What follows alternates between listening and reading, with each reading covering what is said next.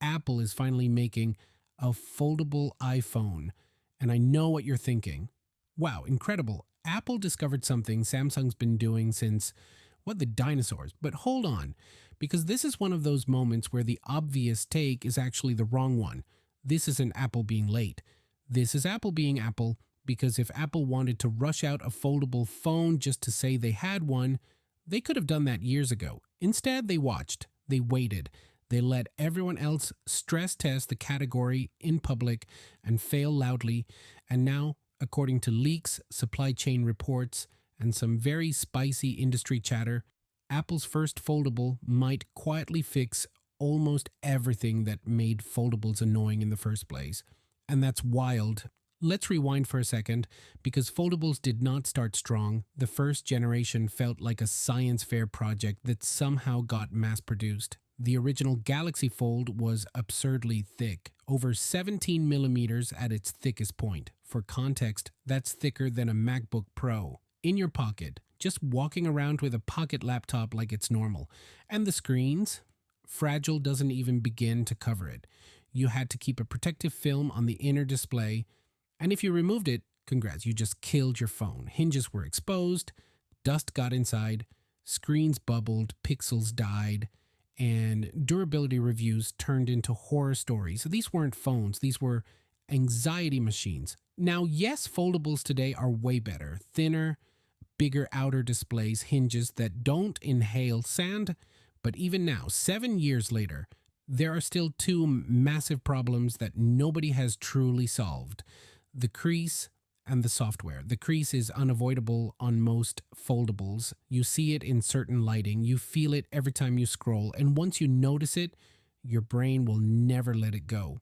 It's like a scratch on a new car. You didn't care until you saw it, and now it's all you see. And then there's the software problem. According to countless Reddit threads and long-term reviews, most apps just aren't optimized for foldables. Videos end up with giant black bars, games look stretched, multitasking sounds cool in theory, but in practice you're running two phone apps awkwardly sharing space like roommates who don't talk to each other. So Apple looked at all of this and said, yeah, we're not shipping that. And that brings us to the iPhone Fold, based on leaks reported by McRumors and echoed by multiple supply chain insiders.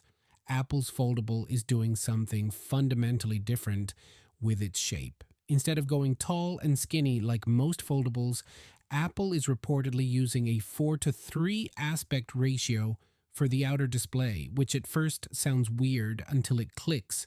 That's the original iPhone ratio. That's iPad territory. When you unfold the iPhone Fold, you're not getting a weird square, you're getting a 7.6-inch display with the same aspect ratio as an iPad. And that matters more than it sounds, because Apple already has years of iPad app optimization ready to go on day one. No waiting for developers, no awkward scaling, no "this app isn't supported yet" nonsense. This quietly fixes one of the biggest pain points foldables have had since day one. And suddenly the phone isn't just bigger, it's actually usable. And yes, early mockups floating around Twitter look strange, wider, shorter, almost chunky in a retro way, but functionally it makes sense. One-handed use when folded, a legit tablet experience when unfolded, a foldable phone that actually wants you to unfold it. Which sounds obvious, but somehow nobody else really committed to that idea. What's even more interesting is that reports suggest Samsung is already experimenting with a wider foldable design that mirrors these rumored dimensions.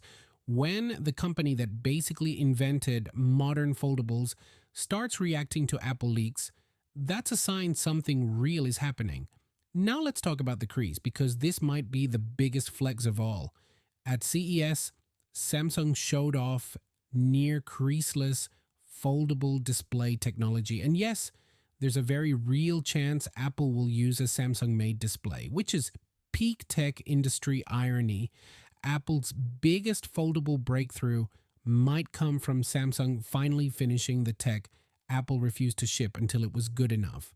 But Apple isn't just relying on the display. The hinge itself is rumored to use a liquid metal composite designed to be stronger, more precise, and more durable over time. Exactly the kind of obsessive engineering Apple would spend 7 years perfecting just to avoid one ugly line down the middle of the screen. This feels like one of those, oh, that's why they waited moments. Thickness is another area where Apple seems to have played the long game. Unfolded, the iPhone Fold is rumored to be around 4.5 millimeters thin, folded roughly 9 millimeters.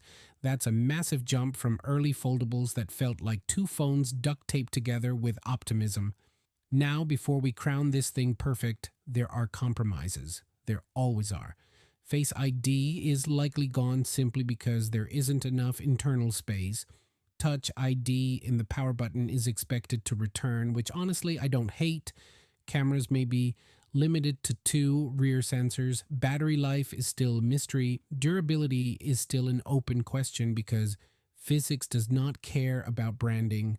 And then there's the price. Take a breath. Leaks suggest anywhere from $2,000 to $2,500. Easily the most expensive iPhone ever made. This isn't an impulse buy. This is a conversation with your bank account. But here's the thing, and this is the part people are underestimating. Apple doesn't need to convince foldable users. They need to convince iPhone users. And if Apple nails the software, minimizes the crease, and makes this thing feel like a natural extension of the Apple ecosystem, this won't feel like a risky new category. It'll feel like the next iPhone evolution. 7 years late, 7 years patient, and maybe 7 years smarter. So now I want to know, does this finally make foldables interesting to you? Or is the price still a hard no? Let me know what you think, because this might be the most Apple product Apple has made in years. And yeah, thanks for watching. That's the bonus. See you next one. Peace out.